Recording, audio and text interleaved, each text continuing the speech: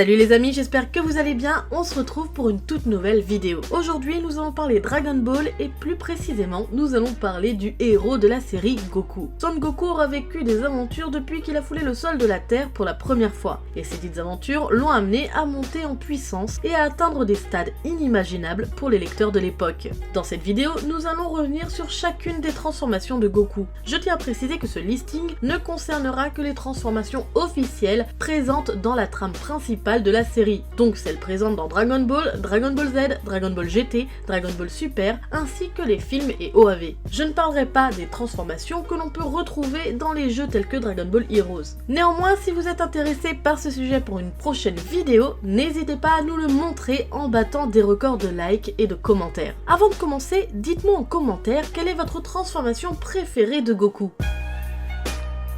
L'Ozaro ou encore le singe géant dans notre bon vieux français est une transformation des Saiyans. Seuls les Saiyans ayant une queue et regardant la lune peuvent recourir à cette transformation. L'une des particularités de cette transformation est de multiplier par 10 le potentiel de son utilisateur, ainsi que lui donner une force et un comportement brutal, voire sauvage. Cette transformation n'est pas venue de nulle part dans l'esprit d'Akira Toriyama. Les sources d'inspiration sont multiples et en voici quelques-unes. La transformation est similaire à la façon dont les loups-garous dans les contes se transforment à la pleine lune. D'ailleurs, à l'origine de la série, le singe géant était une transformation exclusivement destinée pour Goku, étant une parodie d'un roi singe, Sun Wukong du roman La Pérégrination vers l'Ouest. Plus tard dans la série, le singe géant est découvert comme étant une transformation qui est accessible aux personnages qui possèdent un héritage génétique des Saiyans. Le véritable Sun Wukong, le roi des singes dans la mythologie chinoise, se transformait de la même façon que les loups-garous. Dans cette transformation en gorille géant, on peut également faire écho avec le personnage de King Kong, ce qui n'est pas illogique quand on connaît la passion de Toriyama pour la science-fiction. Pour que la transformation ait lieu, le Saiyan a besoin d'avoir une queue de singe. C'est la caractéristique responsable de la transformation. Il lui suffit par la suite de fixer la lune. Ceci déclenche alors une réaction sur sa queue de singe et c'est ainsi que la transformation s'opère. Si les nuages couvrent la lune, la transformation n'aboutira pas. Vegeta, qui fait partie de l'élite, est capable de créer une fausse lune et ce artificiellement et va même jusqu'à maîtriser sa forme. Pour ce faire, il mélange une boule d'énergie à l'oxygène de la planète pour aboutir à ce résultat. Pour annuler une transformation, plusieurs solutions existent. La première consiste à couper la queue de singe du Saiyan. Lors de la saga des 7 Dragon Ball, c'est Yamcha et Plume qui parviennent à ce résultat. Lors du 21e Tenkaichi Budokai, Jackie Chun préfère détruire la lune par un Kamehameha.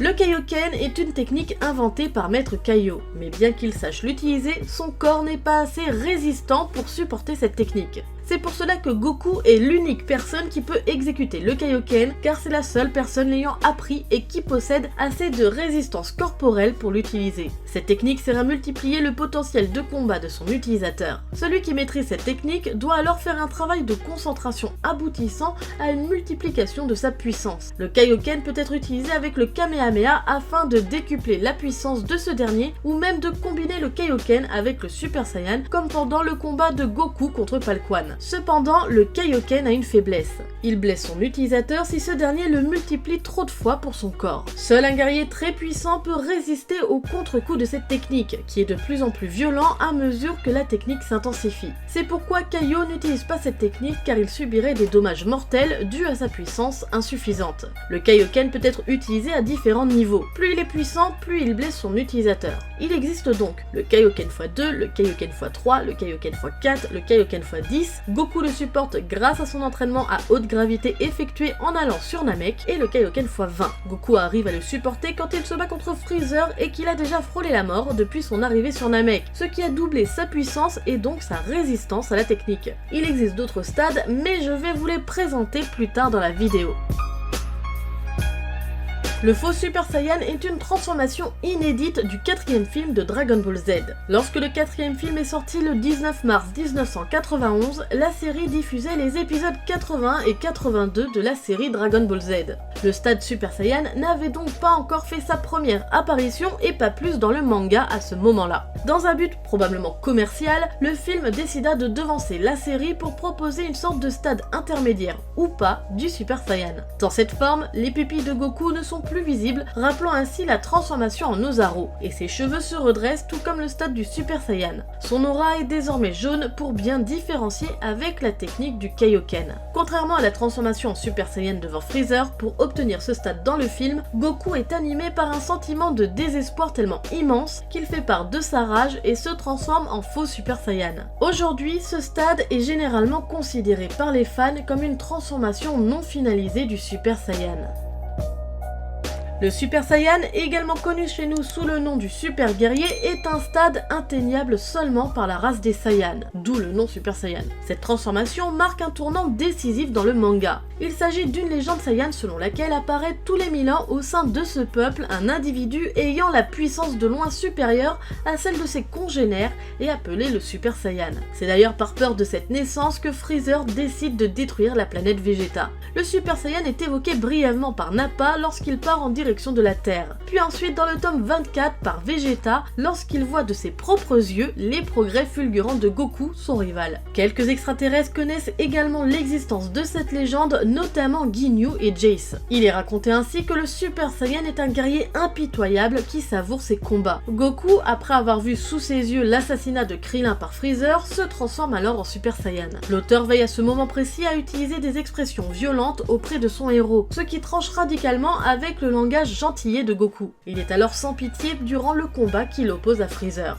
Toutefois, malgré toute sa haine, et ce contrairement au récit de Ginyu et Vegeta, Goku épargnera Freezer. Il a été dit que la couleur des cheveux jaunes était une idée de facilité de la part de Toriyama. Ainsi, les détails à dessiner avec des cheveux blancs dans le manga lui permettaient de gagner relativement du temps. La transformation du Super Saiyan est réputée pour multiplier par 50 le niveau initial de son utilisateur. C'est ainsi que Goku parvient à rattraper le niveau de Freezer. Cette transformation sera plusieurs fois utilisée sur des adversaires extrêmement coriaces. Même si par la suite d'autres formes plus impressionnantes feront des apparitions remarquées, le stade du Super Saiyan est et restera probablement l'apparence la plus populaire de Goku. Cette première transformation du Super Saiyan se produit quand un Saiyan ayant atteint un niveau très élevé de puissance se perd dans un excès de colère.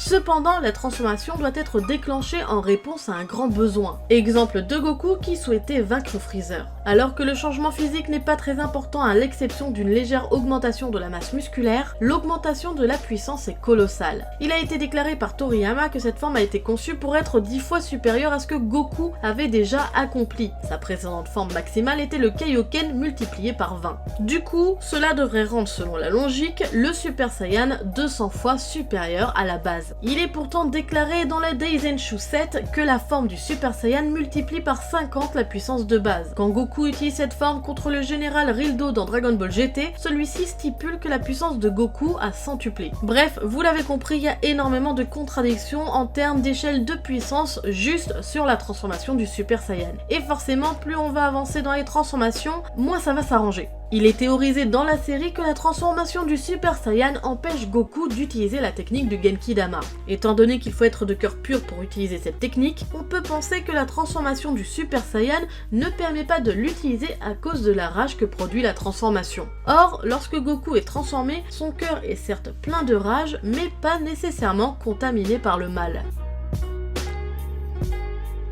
Vous l'avez compris, le Super Saiyan 2 est un stade supérieur du Super Saiyan. Le stade du Super Saiyan 2 est parfois reconnaissable avec le bon nombre d'éclairs autour de l'utilisateur et la coupe de cheveux légèrement différente à celle des autres stades. L'apparence n'est pas très différente du Super Saiyan, mais le corps de l'utilisateur n'en reste pas moins changé. Les cheveux se dressent davantage qu'en Super Saiyan, ne laissant tomber que quelques mèches devant le front, selon les coupes de cheveux de chacun bien sûr. L'aura est constamment parcourue par des éclairs et la musculature augmente un peu. Le Super Saiyan 2 est bien plus puissant que le Super Saiyan simple, mais provoque une agressivité hors du commun. Tout comme les Super Saiyan 3, 4 et God, cette transformation altère la personnalité de celui qui se transforme. L'utilisateur devient calme et posé, mais n'en reste pas moins brutal et violent, au point que même Gohan, qui exècre la violence, prend du plaisir à voir ses ennemis souffrir, ce qui causa la perte de son père. La puissance est incalculable tant elle est grande. La vitesse de déplacement est alors insondable et la force démesurée. On apprend dans les Super Exciting Guide que le niveau du Super Saiyan 2 représente 2 fois le niveau de ce combattant en Super Saiyan. En d'autres termes, la force du Saiyan de base est multipliée par 100 lorsqu'il atteint ce second stade. Or, durant l'épisode 53 de Dragon Ball Super, lorsque Goku se transforme en Super Saiyan 2 face à Zamasu, ce dernier déclare que sa force a été multipliée des dizaines de fois, donc possiblement une multiplication inférieure à la centaine. Encore une fois, on est sur quelque chose de très cohérent, vous l'aurez remarqué. Ce stade a été introduit initialement comme étant le stade ultime de Gohan, permettant de mettre en valeur de la plus belle façon la colère du jeune homme.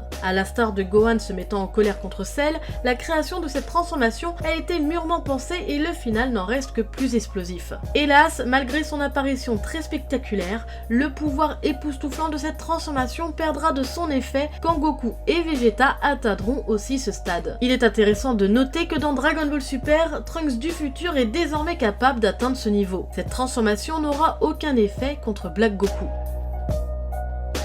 Le Super Saiyan 3 est le 3e stade de transformation d'un Super Saiyan. Son Goku est le premier et le seul à atteindre ce niveau après de longues années d'entraînement dans l'au-delà. Sous cette forme, le Saiyan utilise toute l'énergie qu'il possède. Le stade de Super Saiyan 3 est énergivore et l'utilisateur ne peut rester sous cette forme que pendant une courte durée. Après, il regressera à son stade initial et sera parcouru par une puissante fatigue. Si l'utilisateur est mort, comme Goku lors de sa première utilisation, le corps est moins sujet à la fatigue et cette transformation peut être conservée plus longtemps. Le Super Saiyan 3 est largement supérieur au Super Saiyan 2 en termes de puissance, de rapidité et d'endurance. Cela est dû au fait que l'utilisateur pousse ses capacités à leur paroxysme. Sous cette forme, les cheveux du Saiyan poussent énormément, jusqu'à atteindre le bas de ses cuisses. De plus, l'utilisateur ne possède plus de sourcils sous cette forme. L'aura, quant à elle, est dorée et parcourue d'éclairs. Notons qu'avant d'arriver à cette apparence-là, Toriyama envisageait également de faire repousser la queue de Goku et d'arborer des cheveux encore plus élancés que le stade précédent. Au final, l'idée de faire repousser la queue des héros sera finalement introduite dans Dragon Ball GT. La force de combat d'un Super Saiyan 3 est 4 fois plus grande que celle d'un Super Saiyan 2. Donc, il est 8 fois plus fort qu'un Super Saiyan et 400 fois plus fort que sous sa forme basique. Le Super Kaioken est une technique utilisée pour la première et dernière fois par Goku lors du tournoi de l'au-delà pour fêter la mort de Maître Kaio contre Palquan. Il est important de noter que cette technique est uniquement apparue dans la saga du tournoi de l'au-delà. Elle apparaît également dans le jeu mobile Dragon Ball Z Dokkan Battle. Le Super Saiyan 4 est une transformation exclusive à Dragon Ball GT. Cette transformation est une combinaison entre la forme basique d'un Saiyan et la forme de l'Ozaru. La seule manière pour un Saiyan d'atteindre le Super Saiyan 4 est d'avoir déjà atteint le niveau du Super Saiyan. Ensuite, lors de la transformation en Ozaru doré, le Saiyan doit regagner sa conscience, contrôler son esprit et condenser cette énorme quantité d'énergie. Une fois le processus fait, le Saiyan pourra de nouveau atteindre ce niveau sans passer par la transformation en Ozaru doré. Sous cette forme, la couleur des cheveux reste la même, mais ces derniers sont plus longs et paraissent plus épais. Le corps du Saiyan est recouvert d'une épaisse fourrure rouge ainsi que sa queue de singe qui est également de cette couleur. Les yeux du Saiyan sous cette forme sont cernés de rouge. La puissance, la vitesse et les capacités apportées font de cette transformation Saiyan la plus puissante à ce moment-là. Les utilisateurs de cette transformation sont capables de mettre au point des techniques inédites propres à chacun d'eux. Généralement, ces techniques sont une variante d'une technique déjà existante. Le Kamehameha de Goku évolue en Kamehameha x 10. Contrairement au Super Saiyan 3, ce niveau n'est pas gourmand en énergie, et les utilisateurs peuvent donc rester sous cette forme pendant un grand laps de temps. Cette forme rend la musculature beaucoup plus impressionnante. Elle est à ce jour l'une des 3 transformations les plus puissantes. La première apparition du Super Saiyan 4 se fait dans l'épisode 35 de Dragon Ball GT. C'est Goku qui sera le premier à profiter de l'immense potentiel de cette forme lors de son combat contre Baby Vegeta. On note également que bien qu'il soit redevenu enfant, Goku reprend sa forme adulte lors de cette transformation. Ce stade est une création de Katsuyoshi Nakatsuru et il est possible de voir les premières ébauches. Les premiers traits crayonnés montrent que ce stade devait faire apparaître un Goku nettement plus violent et faire ressortir sa queue de singe. Le Super Saiyan God, également connu sous le nom de Saiyan divin, est une transformation surpassant le stade du Super Saiyan 3. Il apparaît dans le film Dragon Ball Z Battle of God et dans Dragon Ball Super. Pour les besoins du nouveau film, il a été commandé à Toriyama une nouvelle transformation de Saiyan surpassant toutes celles déjà vues. Selon les coulisses du film, Tadayoshi Yamamuro, son concepteur, avait à la base produit une version beaucoup plus musclée et vêtue d'une cape avec une coiffure entre le Super Saiyan 3 et le Super Saiyan 4. Toriyama modifiera lui-même sa conception en insistant sur l'affinement des muscles. Cette apparence ne peut être conservée que très peu de temps par le Saiyan en question. En outre, cette transformation est commercialement l'élément parlant du film. Le pouvoir de cette forme est assez formidable pour permettre à Goku de se battre à égalité avec le dieu de la destruction Beerus, qui a vaincu sans difficulté Goku en Super Saiyan 3, Ultimate Gohan, Majin Buu, Gotenks et Vegeta en Super Saiyan 2. En raison du ki divin qu'octroie cette transformation, aucun membre de la Z-Team ne détecte l'énergie de Goku. Cette forme permet également à l'utilisateur de sentir le ki divin. Aussi puissant qu'il soit, cependant, il présente également des inconvénients. La forme élimine les réserves d'énergie de l'utilisateur assez rapidement, créant ainsi un délai, mais Beerus estime que cette limitation pourrait être surmontée.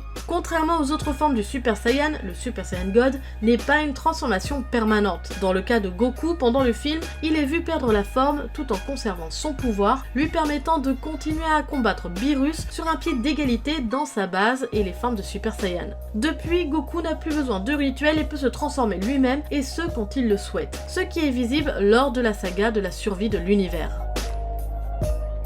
Le Super Saiyan Blue ou Super Saiyan God Super Saiyan est le stade supérieur du Super Saiyan God. Il apparaît pour la première fois dans le film 15 Dragon Ball Z, la résurrection de F. Cette transformation opère les mêmes changements que le Super Saiyan ordinaire. Les cheveux qui se dressent et un changement de couleur. Dans ce cas-là, la couleur est bleue et non jaune dû au fait que la couleur des cheveux du Super Saiyan God est différente de celle du Saiyan ordinaire. De plus, tout comme le Super Saiyan God, le corps de l'utilisateur se voit devenir plus mince que son équivalent normal, mais plus musclé que le Super Saiyan God. Goku et Vegeta sont les deux seuls Saiyans à avoir obtenu cette transformation divine. Ils parviennent ainsi à rivaliser avec Freezer et sa transformation Golden Freezer. Dans le chapitre 5 de Dragon Ball Super, le nom de Super Saiyan God Super Saiyan passe à Super Saiyan Blue, beaucoup plus simple, proposé par Whis puis utilisé par Goku et Vegeta. Cette forme fournit à ses utilisateurs le ki d'un dieu. Cette forme pousse la puissance, la force et la vitesse de l'utilisateur vers de nouveaux sommets au-delà des précédents niveaux de Super Saiyan, ainsi qu'un esprit calme qui le rend plus facile à contrôler que les autres formes Saiyan telles que le Super Saiyan 3 ou le Super Saiyan God. Le contrôle ki de cette forme permettait à Goku et Vegeta de supprimer ou d'augmenter leur pouvoir avec une grande facilité. Contrairement aux Super Saiyan 2 et 3 qui augmentent seulement leur puissance à la limite maximale, cette caractéristique permettait à Goku et Vegeta de retenir une grande partie de leur pouvoir sous cette forme lorsqu'ils se battent contre certains adversaires.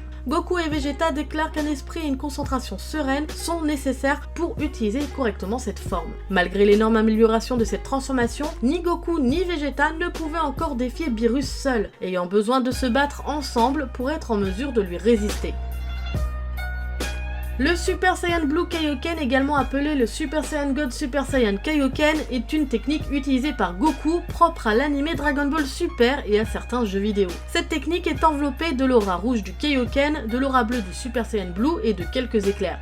L'aura du Kaioken semble flambée et violente, tandis que l'aura du Super Saiyan Blue maintient un contour doux. Son corps devient rougeâtre et sa couleur s'intensifie à mesure que la puissance du Kaioken est multipliée. Les cheveux prennent également une teinte grisâtre une fois que la puissance est multipliée par 10. Goku a commencé à développer cette technique dans une éventuelle utilisation contre Beerus. Cependant, il l'utilise contre Hit au tournoi de l'univers 6 contre l'univers 7. Pour l'utiliser, Goku doit se transformer en Super Saiyan Blue, puis doit ensuite activer le Kaioken. L'utilisation de cette technique a tellement augmenté la puissance de Goku que même le Tokito Bashi de Hit est devenu inutile. Cette forme a même été capable d'inquiéter Beerus avant même que Goku n'augmente la puissance de son Kaioken.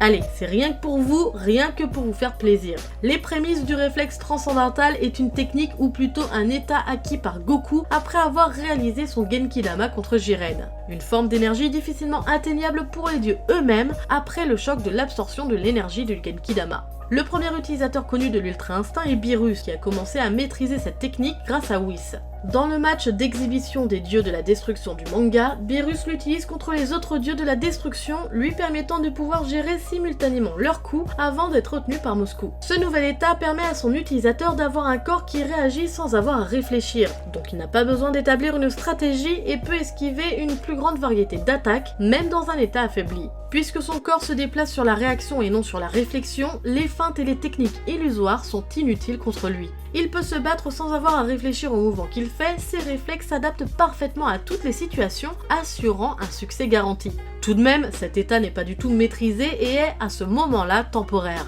De plus, il n'est pas suffisant pour venir à bout du guerrier ultime de l'univers 11, Jiren. Comme le témoignent Tenchinan et Tortue Géniale dans les gradins, le ki de Goku émet une forte quantité de chaleur, mais il est tout de même effrayamment calme. Whis a déclaré que maîtriser cette technique permet à Goku de se préparer à n'importe quelle sorte de danger. Il faut également noter que cet état est de base réservé uniquement aux divinités et qu'il faut suivre un long entraînement intensif divin pour le maîtriser parfaitement. Selon l'hypothèse de Whis, Goku utilise la puissance du Genki-Dama comme source d'énergie pour son corps épuisé, mais la clé est autre part. Et sûrement, luttant pour surmonter l'explosion du Genki-Dama, cela a déclenché en Goku quelque chose qui lui a permis d'ouvrir tout le potentiel caché qu'il avait en lui. Dans le manga, il est expliqué que l'utilisateur doit vider tout son esprit et abandonner toute pensée ou distraction qui serait susceptible de perturber la mise au point dans le corps, de sorte qu'il se concentre uniquement sur le combat à travers la réaction naturelle. Goku a su utiliser cet état comme bon lui semblait à la suite de son entraînement avec Merus. Le manga nous montre que Tortue Géniale est capable d'utiliser une technique d'esquive similaire, comme il l'a fait contre Jiren, sûrement grâce à ses nombreuses années d'expérience au combat. Ce qui a amené Beerus à croire que Tortue Géniale utilisait lui-même les prémices du réflexe transcendantal.